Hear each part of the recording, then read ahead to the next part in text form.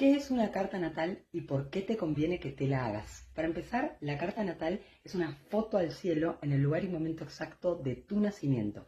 Y según cómo estaban posicionados los planetas y puntos matemáticos y asteroides, nos termina brindando un informe completo e íntegro sobre vos.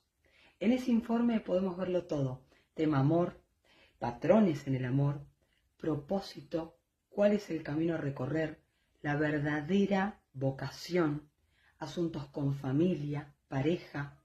Fíjense que al final es como una observación integral y a fondo sobre la persona.